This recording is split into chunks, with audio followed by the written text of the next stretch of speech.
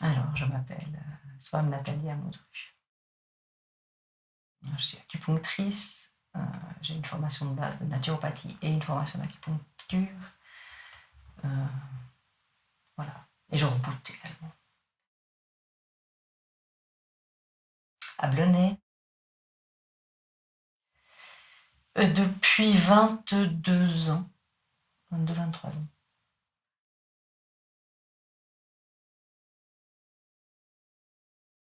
Bon, alors, quand je reboot, c'est simple, je masse. Voilà. Et je détends, etc. Le travail d'acupuncture, c'est un tout petit peu plus compliqué parce que après une courte anamnèse, je prends les pouls du patient, donc j'écoute ses organes par l'intermédiaire du ressenti que j'ai au niveau de son artère radiale. Ça me permet de savoir plus ou moins où il y a un déséquilibre et grâce à cette connaissance-là, je vais mettre un certain nombre d'aiguilles, assez peu en général, parce que je suis assez uniciste, sur le corps de la personne, sur les différents points d'acupuncture. À tout le monde. Mon plus jeune patient avait 3 semaines et ma plus âgée 96 ans. Voilà. Je dirais qu'il y a un moment où on n'est plus enfin, un thérapeute est un thérapeute et plus une somme de méthodes. Il y a un moment où les méthodes se mélangent et où l'essence de la méthode sort en fonction du besoin du moment. Donc je pense que je fais un mélange de plusieurs choses. J'aime beaucoup tout ce qui est médecine chinoise, essentiellement l'acupuncture et tout ce qui est ressenti. Donc, je travaille beaucoup avec mes mains. On nous a offert des mains, c'est important d'en profiter. Et puis l'acupuncture, c'est quelque chose qui me parle énormément, quoi, qui m'a toujours beaucoup parlé. Parce que je m'y sens ma place, déjà. Hein. Ensuite, parce que ça me permet de rencontrer énormément de gens d'univers complètement différents. Il n'y a pas de routine. Chaque cas est le plus important. Donc, toutes les personnes que je peux rencontrer chaque jour sont au moment où ils sont là les plus importants. Et ça permet d'avoir un focus sur un moment et une personne et puis une espèce de communion, d'unité. Donc ça, c'est des choses que j'aime beaucoup.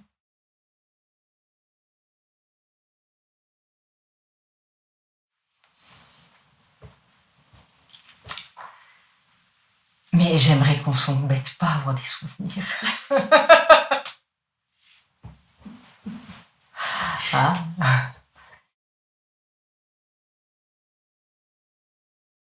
Mon chemin réel est assez compliqué, mais en fait, depuis tout enfant, toute petite, j'ai toujours aimé être près des gens qui allaient pas bien. Et mon papa soignait à l'époque, enfin il massait, il y a longtemps déjà, donc c'était normal et naturel d'avoir des gens malades à la maison, des gens blessés, des gens qui avaient besoin d'un coup de main ou d'être massés ou d'être soulagés. Et je me rappelle quand j'étais à l'école, il y avait une personne avec une fille de ma classe qui avait des crises d'épilepsie. Et quand elle sentait venir une crise d'épilepsie, elle m'appelait. Elle demandait aux copains-copines de venir me chercher. Et puis un jour, elle m'a dit je suis mieux quand c'est toi plutôt que ma maman quand j'ai mes crises. Et puis j'étais très gênée qu'elle m'a sorti ça. Parce que enfin, voilà, pour moi une maman c'est la maman quoi. Donc, puis à ce moment-là je me suis aussi un petit peu dit mais il y a quelque chose avec le fait de soigner, de toucher. Le toucher c'est quelque chose que j'aime beaucoup. Je suis quelqu'un de tactile, j'aime le contact quoi. Et je trouve qu'actuellement, ben, évidemment, on est en grand manque de contact.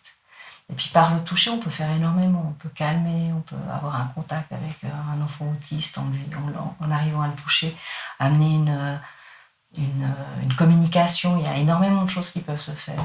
Et on oublie malheureusement beaucoup ça. Voilà. Donc mon chemin c'est arrivé de façon un peu détournée comme ça. À la base, je voulais être prof de sport et de maths. Rien à voir. Et puis, suite à un accident de sport, j'ai plus pu envisager d'être prof de sport. Du coup, j'ai cherché un peu ce que je pouvais faire et par hasard, j'ai été faire un stage. J'ai travaillé pendant l'été à l'hôpital pour gagner un peu d'argent. Et puis le contact avec les patients, ça a été quelque chose qui m'a... C'était une révélation en fait. J'ai été fascinée par ce contact, je pense que le fait de soulager quelqu'un, de l'aider, de lui amener un petit rien de bonheur en lui faisant un sourire, ça m'a ouvert une porte nouvelle et j'ai eu envie de faire quelque chose dans le soin. Mais je voulais pas être médecin parce que je trouvais dommage que les médecins aient peu de contact avec les patients et connaissent pas vraiment leurs patients.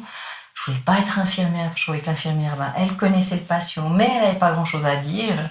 Puis je suis pas très obéissante, donc ça aurait pas marché. Donc j'ai cherché, j'ai mis quelques années à trouver. Et puis à un moment, je me suis dit, voilà, faut que je travaille. L'acupuncture, ça résonnait. Et j'ai fait d'abord une formation de naturopathe pour après faire une deuxième formation d'acupunctrice pour aller à ce que je fais maintenant, quoi. Le plus jeune enfant que j'ai eu, c'était un petit garçon de 3 semaines à peu près qui avait un problème à un œil. Et la réponse médicale, c'était de lui enlever cet œil parce que ça provoquait des douleurs. Mais les médecins considéraient que c'était un moindre mal de lui enlever son œil plutôt que pour lui permettre de ne pas avoir ces douleurs. Et sa maman connaissait une de mes amies et puis elle est venue avec ce bébé. Et puis on a fait tout un traitement pendant plusieurs mois. Puis maintenant, c'est un grand gaillard de 20 ans qui a ses 2 yeux. Qui voit parfaitement. Ouais. Et qui d'ailleurs travaille dans les arts visuels. Waouh! Donc ça c'est chouette, ça. Genre, ouais. C'est toujours un cadeau de le voir. Le plaisir de venir travailler déjà, hein. Enfin non, tout quoi, ma fille, plein de choses. Le plaisir d'être en vie, de pouvoir travailler dans ce que j'aime. J'ai une chance énorme, quoi. J'estime que j'ai énormément de chance parce que je fais ce que j'aime. Je suis entourée par un enfant que j'adore. Enfin voilà. C'est... Que demander de plus, quoi. Non?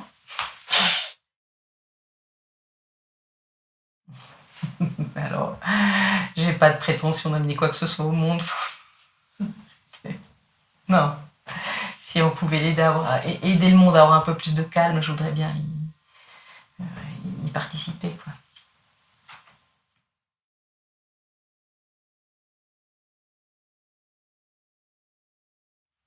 Ce que j'aimerais le plus arriver à amener, c'est une conscience de la santé et aider les gens à améliorer morceau par morceau des points de leur santé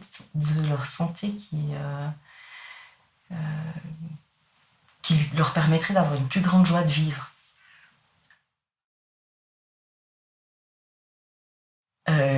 Qigong et méditation.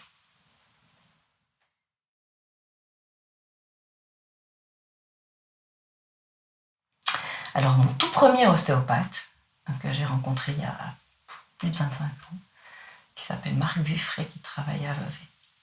Il est toujours en vie? Oui. Il pratique toujours? Oui. D'accord. Oui, parce qu'on m'a donné des noms de morts. C'est plus compliqué à faire les interviews par la suite. Oui.